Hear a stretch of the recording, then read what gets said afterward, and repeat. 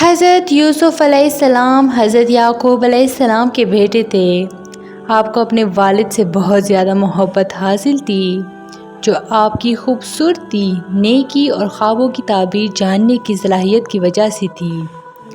حضرت یوسف علیہ السلام کے سوتیلے بھائی تھے، جو اس محبت کو دیکھ کر حسد میں مبتلا ہو گئے۔ ان کے دلوں میں یہ خیال پیدا ہوا کہ اگر یوسف نہ رہے تو والد کی محبت ہمیں ملے گی۔ یہی حسد ان کے مکر و فریب کا سبب بنا۔ بھائیوں نے آپس میں مشورہ کیا اور طے کیا کہ حضرت یوسف علیہ السلام کو کسی نہ کسی طرح اپنے راستے سے ہٹانا ہوگا۔ کسی نے کہا کہ اسے قتل کر دو تو کسی نے کہا کہ اسے کسی دور جگہ پھینک دو تاکہ والد کی توجہ ہم پر مرکوز ہو جائے۔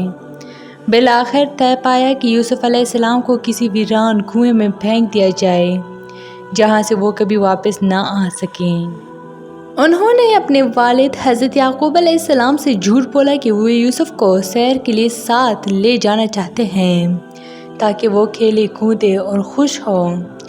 حضرت یعقوب علیہ السلام نے ابتدا میں انکار کیا کیونکہ وہ یوسف سے بہت محبت کرتے تھے اور انہیں خدشہ تھا کہ کہیں کوئی نقصان نہ ہو جائے، مگر بھائیوں کے بار بار اصرار اور جھوٹے یقین دلانے پر آخرکار یعقوب علیہ السلام راضی ہو گئے۔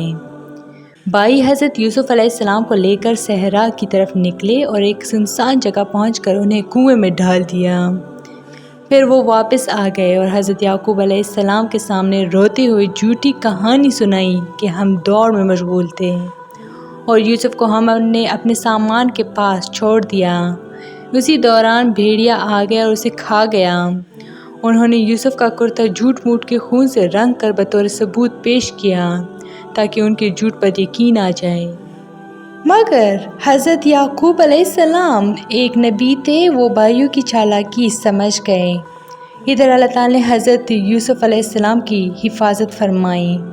کنویں کے قریب سے قافلہ گزرا جس نے پانی نکالنے کے لیے ڈھول ڈالا، اور جب حضرت یوسف علیہ السلام باہر آئے تو وہ انہیں لے گئے اور مصر میں بھیج دیا۔